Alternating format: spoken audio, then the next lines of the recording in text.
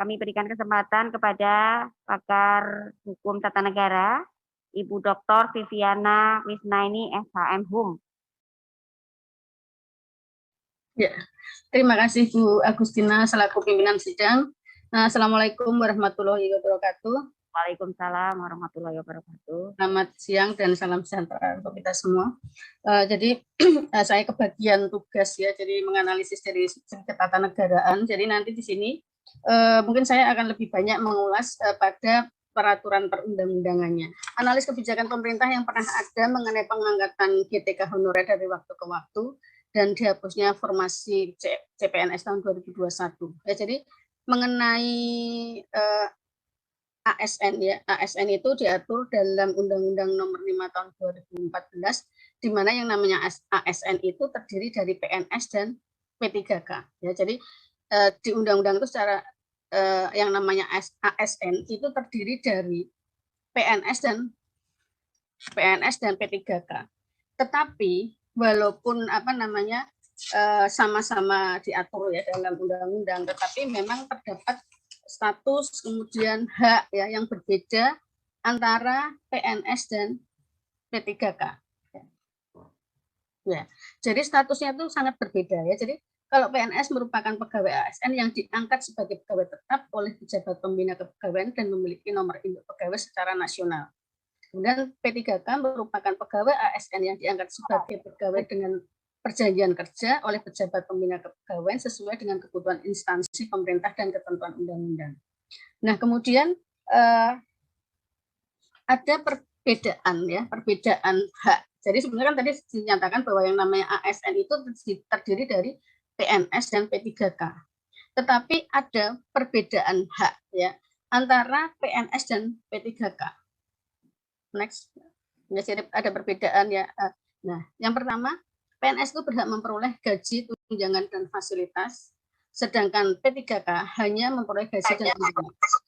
Kemudian yang kedua sama-sama punya cuti ya. Kemudian PNS punya jaminan pensiun dan jaminan hari tua, sedangkan P3K itu tidak punya pensiun, apalagi jaminan hari tua ya.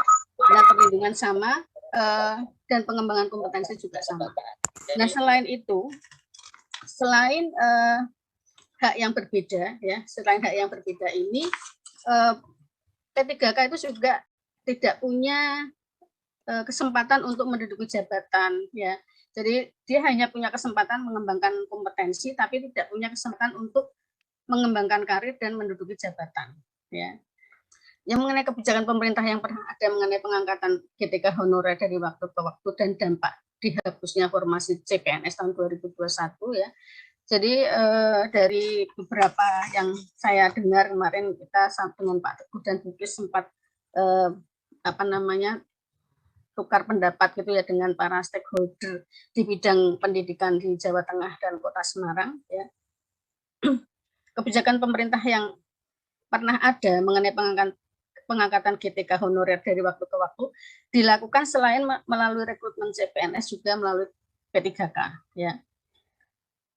Tetapi formasi yang tersedia untuk guru CPNS itu sangat sedikit, tidak memadai jika dibandingkan dengan kebutuhan guru PNS. Kenapa guru PNS itu diperlukan? Karena tadi bahwa kalau P3K itu kan tidak bisa memegang jabatan, tidak bisa mempunyai jabatan. Sedangkan guru PNS itu juga bisa pensiun. Ya, tadi Pak Teguh juga sudah menyampaikan kesenjangan ya, perbandingan antara guru PNS yang pensiun dan formasi untuk CPNS itu tidak seimbang sehingga dikhawatirkan makin lama itu jumlah PNS di sekolah-sekolah itu makin sedikit ya, sehingga untuk memenuhi jabatan-jabatan yang ada di sekolah itu jadi akan menjadi kesulitan. Nah, untuk mengatasi ketimpangan tersebut menurut saya maka perlu ditinjau ulang kebijakan penghapusan formasi guru CPNS tahun 2021. Jadi mungkin untuk formasi guru CPNS ini bisa diadakan tersendiri mungkin ya. Jadi tidak bareng dengan CPNS yang lain ya. Tapi menurut saya perlu diadakan ya. Karena dari kemarin ngomong-ngomong dengan tadi stakeholder di Kota Semarang maupun Provinsi Jawa Tengah, ini kebutuhan guru PNS itu semakin besar gitu ya, sehingga perlu diisi, karena kalau tidak tahun 2021 tidak ada formasi untuk guru CPNS, kekurangan ini kan akan menumpuk, karena tahun 2021 pasti ada yang pensiun, ya kan, ada yang pensiun. Kalau ini tidak ada, tahun depannya lagi tidak ada lagi, menumpuk lagi, sehingga kebutuhannya akan semakin besar. Sehingga menurut saya tadi perlu ditinjau ulang ya kebijakan pemerintah untuk menghapus formasi guru CPNS tahun 2021. Artinya sebaiknya itu diadakan ya. Jadi formasi untuk guru CPNS tahun 2021. Ya. Jadi tadi kalau Pak Dr. Dian yang menyatakan bahwa untuk GTK honorer yang sudah mengabdi ya, itu menurut saya selama 5 tahun atau lebih itu menurut saya juga tidak perlu tes kompetensi, dalam arti tes kompetensi yang sama dengan PNS pada umumnya. Karena kalau dites dengan PNS pada umumnya itu mungkin mereka tidak akan lolos karena memang sudah beda gitu ya. Tetapi mungkin tadi yang dari Pak Teguh bisa digunakan ya, jalan tengah dari Pak Teguh bisa digunakan mengenai pembobotan. Selain itu juga harus ada rekomendasi, surat rekomendasi dari kepala sekolah dan atau kepala dinas pendidikan setempat ya. Karena surat rekomendasi itu juga penting ya untuk mengetahui kompetensi, kemudian disiplinnya, prestasinya dari guru honorer itu apakah memang perlu ditingkatkan statusnya dari GTK ini menjadi CPNS. Ya, jadi harus ada, jadi sehingga tesnya tidak bareng dengan PNS pada umumnya, karena kalau dibarengkan memang akan menjadi sulit bagi mereka. Ya, jadi saya memberikan rekomendasi bahwa karena perbedaan PAD tiap daerah ya, tadi sudah disampaikan, maka gaji guru PNS sebaiknya dibebankan kepada APBN melalui DAU atau DAK. Ya, karena tadi kalau dibebankan kepada daerah itu nanti selain memberatkan itu kesejahteraan guru juga tidak akan sama ya. Padahal berarti itu melanggar Undang-Undang Dasar. Karena dengan pekerjaan yang sama itu seorang guru juga punya hak mendapat gaji yang sama gitu ya. Jadi di sini hak asasi manusia maupun hak asasi warga negara itu juga harus dipikirkan ya. Kemudian mengingat ketidakseimbangan antara jumlah guru yang PNS dan pengisian formasi guru PNS, maka sebaiknya pada tahun 2021 ini juga dibuka formasi CPNS untuk guru selain PPK. Jadi maksudnya di sini kalau PNS semua kan mungkin tidak mungkin gitu ya, karena yang dibutuhkan sangat banyak.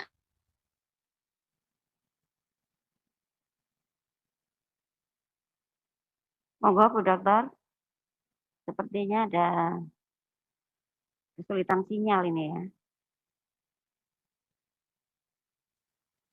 atau termute. Enggak ya, beliau berhenti ya, tiba-tiba berhenti ya.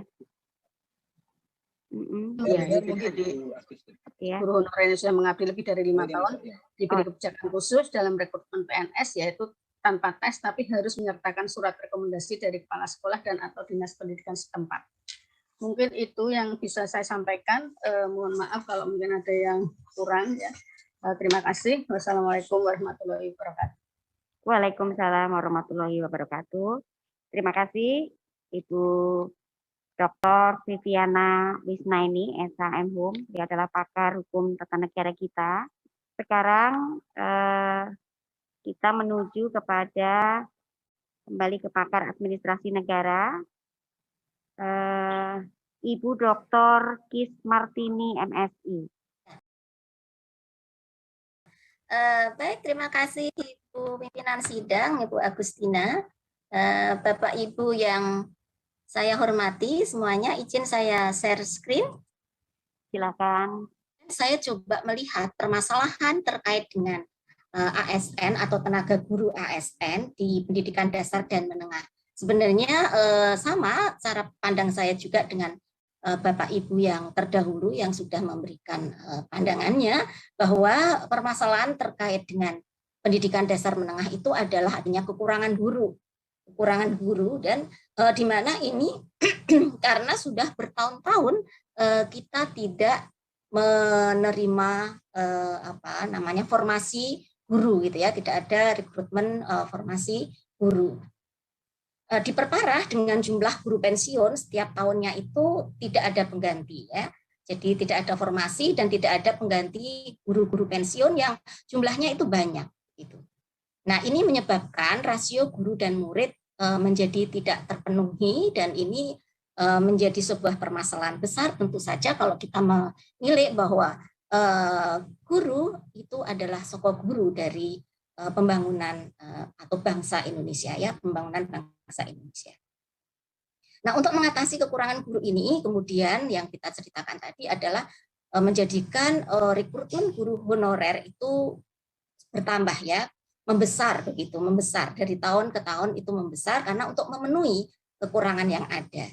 Nah, karena tidak dirancang secara benar pengadaan guru honorer ini, sehingga terjadi ketidakmerataan guru di Indonesia, ya, di negara kita, ketidakmerataan guru.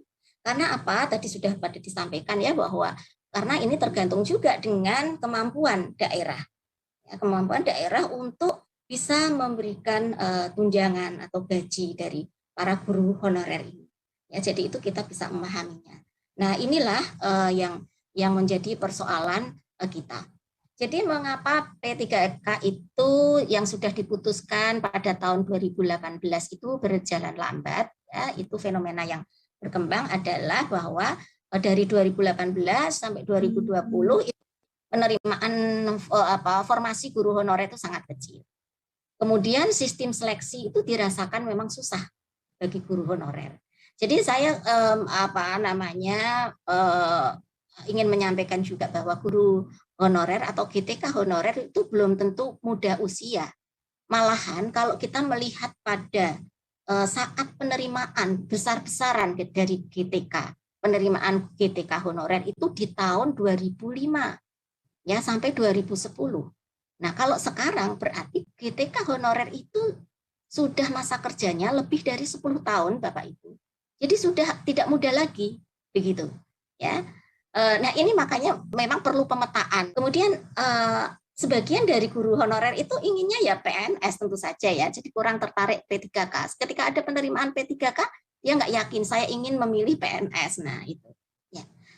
Sejumlah guru honorer meminta sistem seleksi tersebut dihapuskan karena dianggap tidak menghargai masa bakti mereka yang sudah bekerja puluhan tahun, ya. Jadi itu yang memperlambat.